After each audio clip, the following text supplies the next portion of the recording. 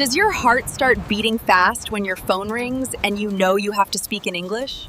Talking on the phone can be terrifying because you can't see the other person's face. Welcome to the LevelUp English Podcast. Today, we are going to cure your phone anxiety.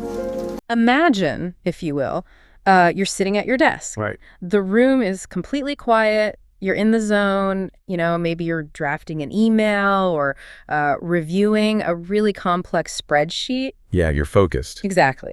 And suddenly that little piece of plastic and glass sitting right next to your coffee mug, it just lights up. Oh, yeah. It starts to vibrate. It starts to ring. And immediately, before you even consciously process what is actually happening, your heart rate spikes. It really does. Palms start sweating. Your breath gets a little bit shallower. And we have to ask, why does that simple everyday object cause so much sheer visceral anxiety? Especially, when the person on the other end expects you to speak in English. Right.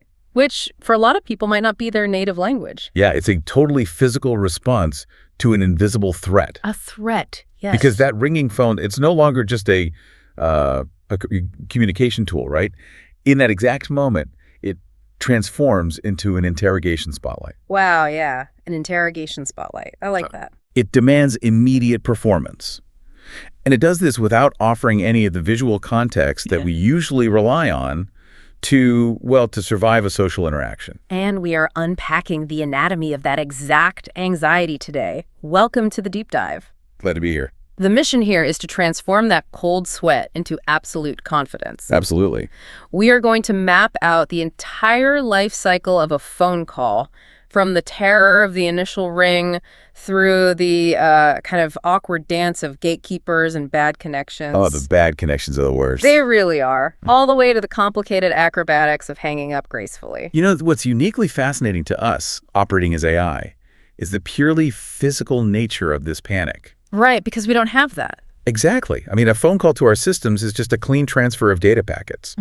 We don't possess a sympathetic nervous system. No sweaty palms for us. Right. We don't flood with cortisol when packet loss occurs or when an incoming connection is requested. We simply parse the frequencies. Yeah. But for a human listener, communication is deeply physiological. It is tied directly to the amygdala. The fear center. Exactly. The psychological hurdles that you face when communicating through voice alone are just staggering. It really highlights how much of human interaction is a full-body sport. We tend to think of language as just words. Right. Vocabulary and grammar. But it's really an entire ecosystem of physical cues. When you're speaking face-to-face with someone, especially in a second language, your brain is doing a tremendous amount of invisible heavy lifting. Oh, a massive amount. You are processing their vocabulary, sure, but you're also analyzing the micro-expressions around their eyes. Yeah, you're watching their hand gestures. Exactly. You are subconsciously reading their lip movements. And all of those visual cues, they act as real-time subtitles for the spoken words. Real-time subtitles. That's a perfect way to put it. There's actually a really famous phenomenon in neuroscience called the McGurk effect, which perfectly illustrates this reliance. Oh, right, the McGurk effect. Remind me how that works again. So if your eyes see a person's mouth forming the physical shape of the sound, gah. Like, yay. Right, but the actual audio playing into your ears is the sound, bah. Yeah. Exactly. Your brain will often synthesize a completely different third sound, like da. Wait, really? It just invents the sound? It literally invents da. Yeah. Your visual cortex completely overrides your auditory cortex. That is wild. That is how deeply your brain trusts visual data for speech processing. It trusts eyes over ears. So applying that to a phone call, somebody just reaches over and turns those visual subtitles completely off. Right. The physical context just ceases to exist. You are left in the dark. It is kind of like trying to walk across a cluttered room in the pitch black. No, that's a stressful image. Right. You can't see the furniture. Yeah. You are navigating this complex social terrain entirely by bouncing sound waves off the other person, like echolocation. Echolocation, exactly. You're a bat. You send a sound out, wait for the echo, and try to map the entire room based solely on that audio feedback. And the problem is, if you stumble in that dark room, the auditory equivalent of bumping your shin is, misunderstanding a crucial word and delivering a completely inappropriate response. Which is mortifying. Completely mortifying. Because your brain is working in overdrive just to fill in the missing visual data, it has significantly less processing power available to actually formulate your own responses. It's eating up all your RAM. Exactly. You are so focused on trying to see the conversation through your ears that speaking becomes a highly stressful secondary task. And your internal monologue just goes into overdrive. Oh, yeah. Like you hear a sigh on the other end of the line and your brain just It's spiraling. Wait, did they sound happy? Were they frowning when they sighed? Are they mad at me? Right. Did they mean fine as in we have a deal, or fine as in I am incredibly annoyed and hanging up? Without the visual confirmation of, say, a relaxed posture or a smile, the ambiguity is terrifying.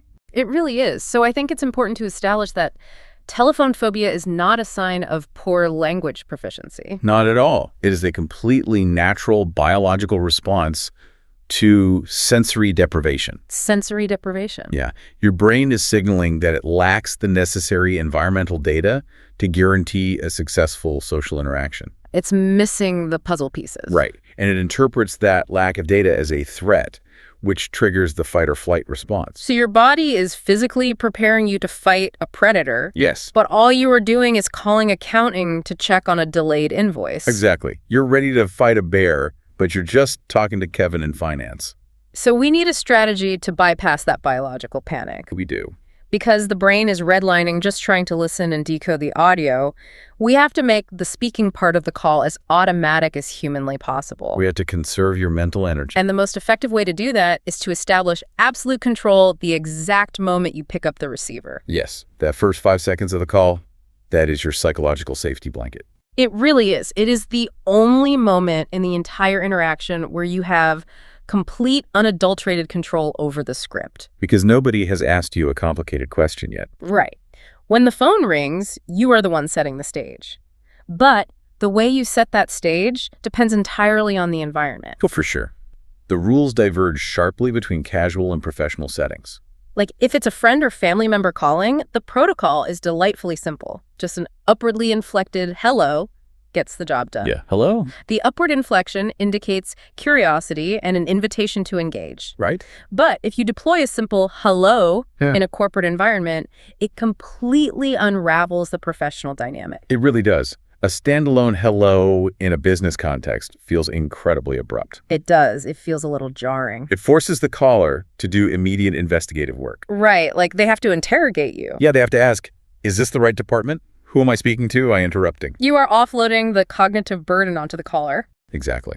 Which creates friction before the conversation even really begins. So to eliminate that friction, there is a rigid 3-part formula for answering professional calls that acts as a cognitive offloading tool. A lifesaver, honestly. It really is. It consists of a greeting, the company or department name, and an offer of help. Okay, let's hear it. So it sounds like, "Good morning, LevelUp Agency. This is Maya speaking. How can I help you?" Let's analyze why that specific sequence is so incredibly effective. Okay. When you use a structured formula, you are engineering predictability. Predictability. Yes. Yeah. And predictability is deeply comforting when operating in a second language, both for the speaker and the listener. Because you know exactly what's coming. Right. You aren't frantically trying to invent a welcoming phrase on the spot. Yeah. You're just plugging variables into a pre-existing equation. Ah, I love that. So, variable 1, the time of day, good morning. Yep. Variable 2, your location, LevelUp Agency. Variable 3, the pivot. How can I help you? It's like assembling a very polite piece of IKEA furniture. Yes, you follow the schematic, and it holds weight every single time. Every time. And by taking control of those first few seconds with a practiced automatic phrase, your brain gets a crucial window to settle down. That's the secret. Your heart rate stabilizes. You aren't translating on the fly, you are just hitting play on a pre-recorded track in your mind. But there is a fascinating linguistic quirk embedded right in the middle of that formula, however. What is it? It concerns how you identify yourself. Notice that the phrasing is, "This is Maya speaking." Right. This is Maya. And when you were making a call to someone else, you would say, "Hi, this is Maya calling from the marketing team." Yeah, that sounds perfectly natural. But notice what you do not say. You do not say, "I am Maya." Oh, right. I am Maya. That does sound weird. To a non-native speaker, "I am Maya" seems flawlessly logical. I mean, it is a first grammatical construct you learn in any English class. Literally day 1. I am a student. I am happy. I am Maya. Exactly. But to a native English ear, saying, "I am Maya," over the telephone sounds jarringly unnatural. It really does. It carries way too much philosophical weight. It sounds ontological. Ontological, Right. a fancy word. Like an existential declaration of being, "I am Maya," sounds as though you're standing on a mountaintop, declaring your existence to the cosmos. Like Descartes, I think, therefore, I am Maya. Exactly. It is far too heavy a burden for a routine status update on a Tuesday afternoon. Okay, let's play devil's advocate here for a second, though. Sure. If I walk up to a physical office door and I knock on it and the person inside says, "Who is it?" I would naturally reply, "It's Maya," or "It's me." Right. I would never stand in the hallway and yell, "This is Maya." No, you wouldn't. So why does the telephone specifically demand the word "this"? It actually comes down to the history of telecommunications and how early adopters conceptualized the technology. Oh, interesting. Yeah. A physical door implies proximity, right? You share the same physical environment, you're just separated by wood. Okay, so "it's me" works because physical presence is a given. Exactly. But when the telephone was first introduced, it was viewed not just as a tool, but as a separate metaphysical location, A metaphysical location. a conduit spanning vast distances. So people literally thought of the phone line as a distinct space? Precisely. You aren't physically present in the listener's room, only your voice is traversing the wire. Right. So the word "this" functions as a demonstrative pronoun. It's pointing directly to the transmission itself. Ah, so it's a shorthand way of saying, this voice you are currently experiencing through this technological medium belongs to Maya. You got it. It acknowledges the medium, saying, "This is a subtle historical artifact baked directly into modern English grammar." The medium alters the linguistic reality. That is fascinating. It really is. To really cement how vital this is, let's play out a scenario where someone completely ignores the formula and ignores the historical grammar at a high-stakes corporate job. Oh, this is going to be painful. It is. Okay, you are an anxious client calling a major law firm, and I am the receptionist who just picks up the phone. Okay, I'm ringing. Ring, ring. Hello, I'm Steve. Hi. Is this Harrison and Associates? Yes, I am Steve. Right. I was looking for the legal department. Is there a partner available? I am in the legal department. Okay. Did I dial a direct line by mistake? I'm really sorry if I'm interrupting. Okay, and scene. The entire interaction is a total disaster. I felt anxious just role-playing that. The caller is totally disoriented. They are doing all the heavy lifting to figure out where they are and who they are speaking to. They immediately feel defensive and apologetic, like they did something wrong. And the professional illusion of the law firm shatters instantly. It's gone. Now, contrast that with the formulaic execution. The phone rings, and Steve says, "Good afternoon, Harrison Associates. This is Steve speaking. How can I help you?" The caller's cognitive load just drops to absolute zero. Zero. They know the time, the place, the person, and they have been given explicit permission to state their business. Okay, so you've successfully opened the call, you've established your identity, and initiated the exchange. Right. But phone calls are rarely a straight line from point A to point B. Never. Often, the person who answers the phone is not the person you actually need to speak to. You hit a wall. You hit the gatekeeper. Yes, the gatekeeper. Which brings us to the complex social choreography of navigating the intermediary dance. The intermediary phase, asking for someone, evading questions, and leaving messages. It is an absolute minefield of power dynamics and politeness theory. A minefield. Yeah. The phrases you choose here heavily signal your understanding of the corporate hierarchy. Okay, let's break that down. If you were trying to reach someone, there are two distinct paths, right? Yeah. The formal path is, "May I speak to Mr. Smith, please?" Yes. And the informal path is John there?" The structural difference between those two questions is actually profound. Really?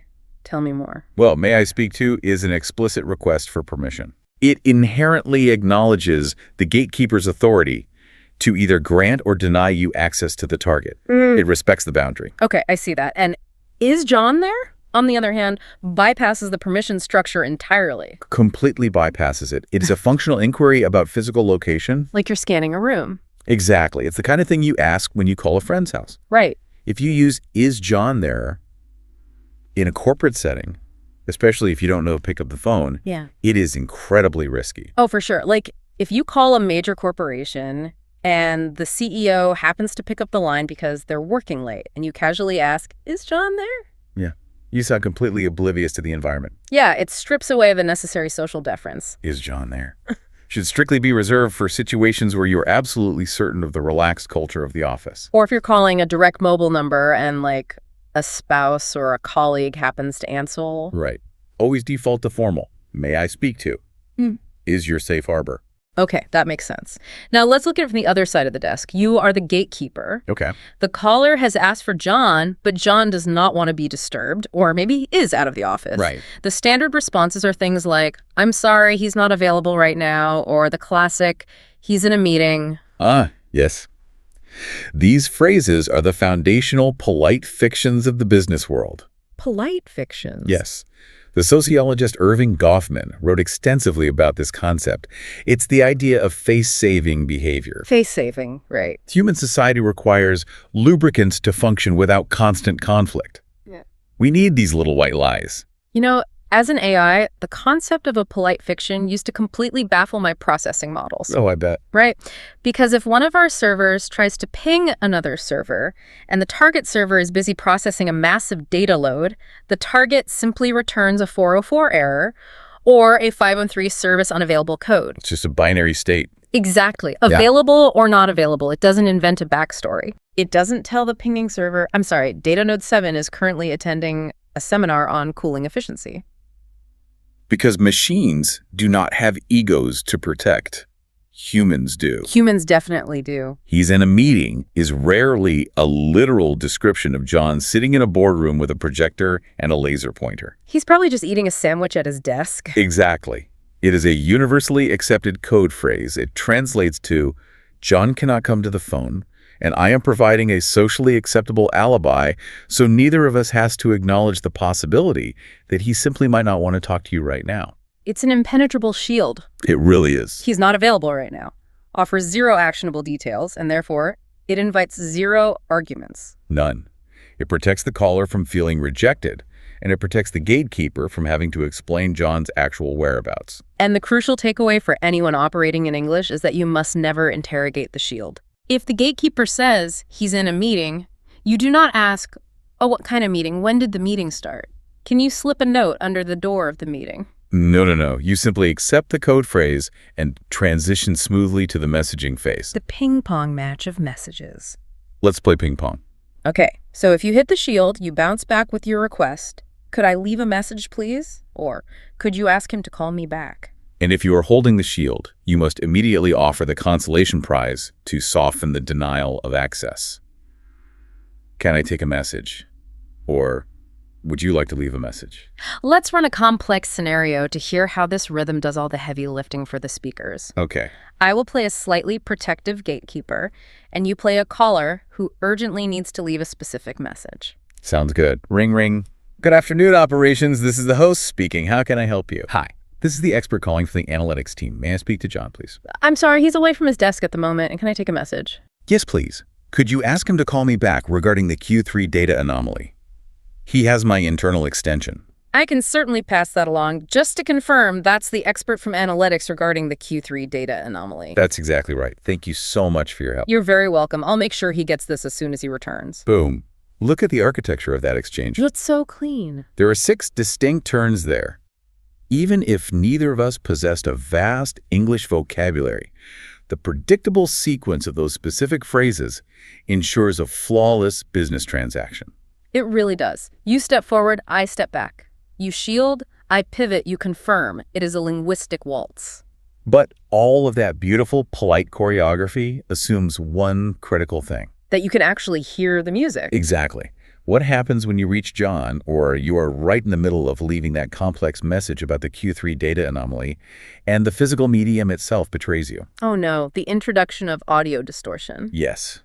This is where the baseline anxiety of a phone call evolves into sheer, unadulterated panic. Because you are already operating in a dark room using echolocation, and suddenly someone turns on a chainsaw in the corner. A chainsaw, yes.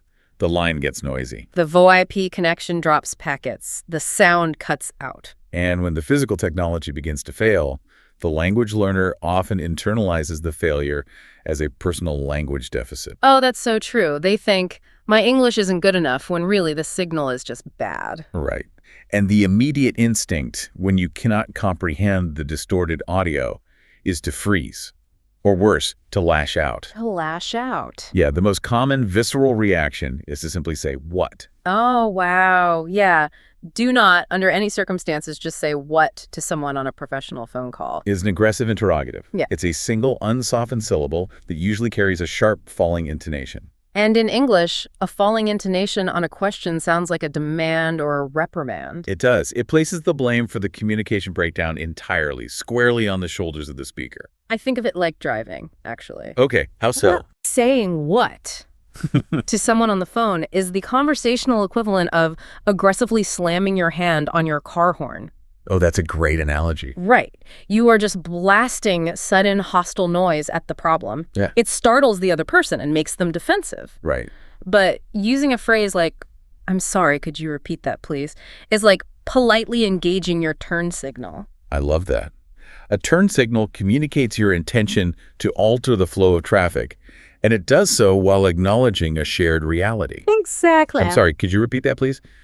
Diffuses the tension immediately. The "I'm sorry" isn't a literal admission of guilt, you know. Right, you didn't do anything wrong. It is a conversational softener. It signals, I regret that our communication has hit a snag. Let us attempt the transmission again. Another great option is, could you speak a little louder, please? Yes, very practical. It gives the speaker a specific, actionable instruction to fix the problem. But what if the problem isn't volume? Like, if it's the actual connection. Yeah. Exactly. What if the audio is degrading?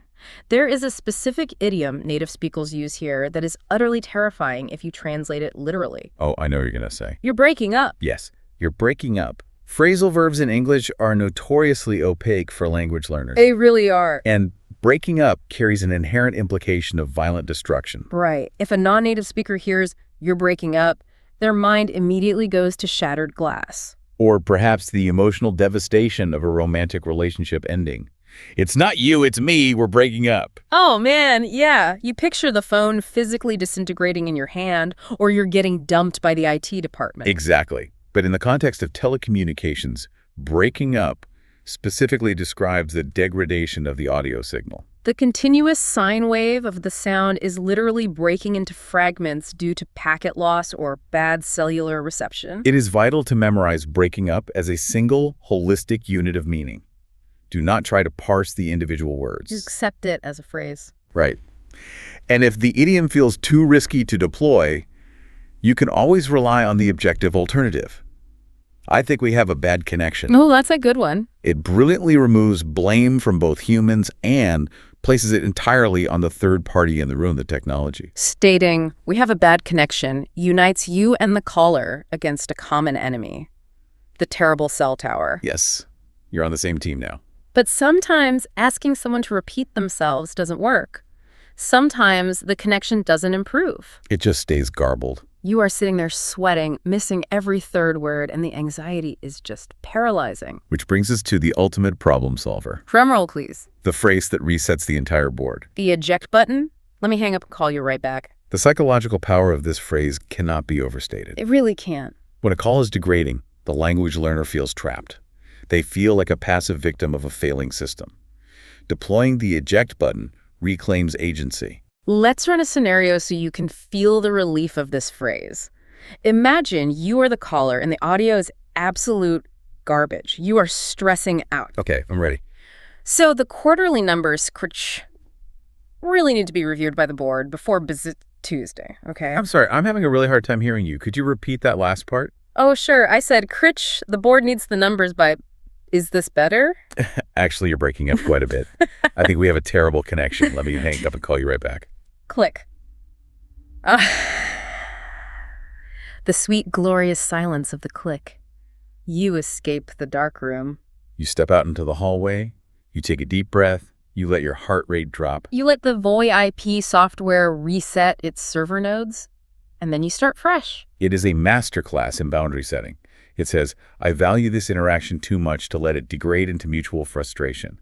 I am taking charge of the environment. It is incredibly empowering. Gary. So you've hit the eject button, you called back, the connection is now crystal clear. You've navigated the gatekeeper perfectly. You've had the conversation with John. The business is concluded. You have reached the finish line. The hard part is over, right? Paradoxically, no. Yeah. If the audio static is the most panic-inducing phase, Ending the call is undoubtedly the most socially complex maneuver of the entire interaction. Landing. Bringing a conversation to a close in English requires extreme delicacy. Because you cannot, under any circumstances, just say bye and hang up the phone. Never. Doing so violates the entire unwritten social contract of English communication. It's basically a crime. We discussed earlier how softening is used when asking someone to repeat themselves. Well, softening is the absolute governing principle of ending a call. Why are English speakers so terrified of abrupt endings? Why is just saying bye treated like an emotional offense? It circles back to the concept of the missing visual subtitles. Right, the dark room. In face-to-face communication, humans provide a cascade of physical cues that an interaction is drawing to a close. Oh, like looking at the door? Exactly. Long before you actually say goodbye, you start signaling your departure. You might check your watch. You gather your notes. You shift your weight through the door. You break sustained eye contact. Those physical cues are the runway lights. Yes. They tell the other person, prepare yourself, I'm about to leave. Exactly. And without those visual runway lights, a sudden auditory withdrawal, just saying bye and cutting the line, it feels like conversational violence. Conversational violence, that's intense. It feels exactly like slamming a heavy wooden door directly in someone's face mid-sentence. Ouch. To prevent that feeling of rejection, you must substitute the missing physical cues with verbal cues. I always picture ending an English phone call as being exactly like a commercial airliner taxiing to the gate. All right, walk me through that. You don't just drop a 747 out of the sky directly onto the tarmac. No, that's a crash. That's a crash. You have to fly the entire approach.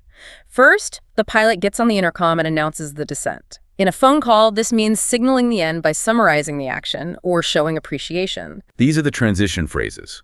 Things like, well, it's great talking to you, or I'll send you an email with the details this afternoon, or thank you so much for your help. Right. And pay close attention to the word well. A well is crucial. Well, it was great talking to you.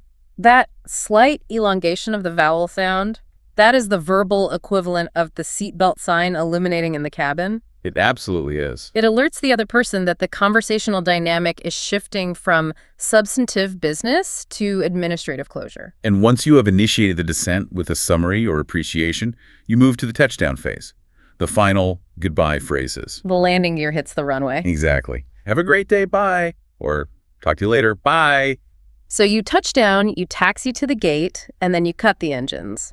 But here is where American and British corporate culture introduces a truly hilarious, chaotic quirk. It's so funny. Native speakers almost never just say bye once. Never. They initiate what is known in linguistic circles as a terminal exchange, but what I prefer to call the bye-bye cascade. The bye-bye cascade. The phenomenon of multiple sign-offs. That's real. Native speakers will often loop through several variations of farewells at the very end of a call. All right, thanks. Bye. Bye-bye. It is absolute linguistic chaos, and it is wonderful. It really is. But as a language learner, you might hear this happening and just freeze. You think, what is going on? Why won't they just hang up the receiver? Am I supposed to keep saying bye back to them indefinitely until someone passes out from exhaustion? It is a fascinating reflection of the human desire to avoid causing offense. Nobody wants to pull the plug. Neither party wants to be the one to slam the door. Both individuals are trying to soften the exit so thoroughly that they end up in an infinite loop of mutual deference. It's an auditory dance of extreme politeness. Let's perform this cascade. Let's do a comically extended but entirely realistic American corporate sign-off. Okay, let's do it. We've just finished our meeting about the Q3 data anomaly. I will initiate the descent. Ready? Well, I'll send you that spreadsheet with the revised numbers this afternoon. Perfect. Looking forward to reviewing it. Thank you so much for your help today. No problem at all. Have a great weekend. You too. All right, thanks. Yep, sounds good. Okay, bye. Take care. Bye-bye. Yep, bye. Okay, that is painfully accurate to corporate reality. It really is. I've had that exact conversation 100 times. And the crucial takeaway for the listener is not to be intimidated by the cascade. You do not have to perfectly match the rhythm or the exact vocabulary of it. Right, you don't have to memorize it. You simply need to recognize it as a cultural quirk. You can participate by just throwing in an extra, yeah, bye-bye, right before you pull the phone away from your ear, and you will sound incredibly natural. It's the linguistic equivalent of waving at someone as they drive away down the street. Yes.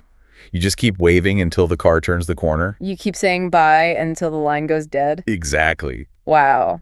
Let's take a step back and look at the massive terrain we have covered today. We really went deep. We started staring at a terrifying, vibrating piece of plastic, completely stripped of our visual subtitles, our brains flooding with fight-or-flight cortisol. We unpacked the biology of that sensory deprivation, the McGurk effect, the echolocation. Right. We then established control over the environment using the professional answering formula, recognizing how predictability lowers cognitive load. The IKEA furniture of language. We analyzed the philosophical and historical weight of I am versus the medium acknowledging this is. The metaphysical phone line. We navigated the intermediary dance, learning the power dynamics between formal and informal requests. And we embraced the polite fiction of the societal shield. He's in a meeting. We survived the panic of audio distortion by utilizing turn signal phrases instead of honking our horn with a loud what. And we fully embraced the boundary-setting power of the ultimate eject button. Let me call you back. And finally, we successfully landed the plane. We avoided the violence of an abrupt hang-up, initiated our verbal descent, and participated in the gloriously chaotic cascade of the multiple bye-byes. Mastering these phrases is exactly like learning a complex choreography. It really is. The first time you execute the steps, you are staring at your feet. You are overthinking every movement. You are terrified of stepping on your partner's toes. You're stiff. But the more you practice these specific phrases, the engineered greetings, the troubleshooting idioms, the soft landings, the less conscious thought they require. They become muscle memory. And when your brain isn't panicking about what to say next, it is completely freed up to actually listen and comprehend the English being spoken to you.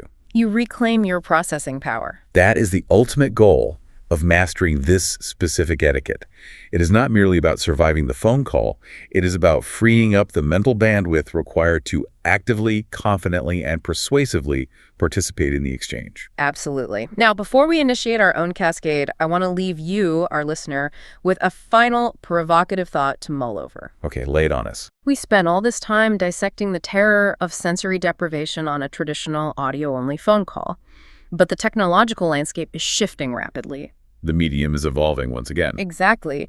As society moves more and more toward ubiquitous video calls, Zoom, Teams, FaceTime, where we suddenly have all of our visual subtitles back, our lip reading and our body language. Right. Or as we move toward a near future where AI agents might just negotiate and make these standard administrative business calls on our behalf entirely behind the scenes, what happens to telephone phobia? Oh, that's an interesting question. Will it completely disappear for future generations of language learners? Or will the pure, unscripted, audio-only phone call become a sort of elite, lost art form of communication? Like writing a letter. Yeah. Will navigating a blind conversation become a vintage skill, like knowing how to drive a manual transmission car or read a physical map? A compelling question. As the medium shapes the message, the evolution of the medium will inevitably reshape our phobias and the skills required to overcome them. Something to ponder the next time that little piece of plastic lights up on your desk. Thank you for joining us on this deep dive. It's been great. We have taxied to the gate. The engines are winding down, so we will initiate the descent. Have a fantastic day. Thank you for listening. Goodbye. Yep. Talk to you later. Bye-bye. Take care. You did it! The next time your phone rings, don't panic. Just remember the phrases from today's lesson, take a deep breath, and answer with confidence. If you found this video helpful for your English journey, please hit that subscribe button, give us a like, and share it with a friend who hates talking on the phone. Have a wonderful day, and keep leveling up your English.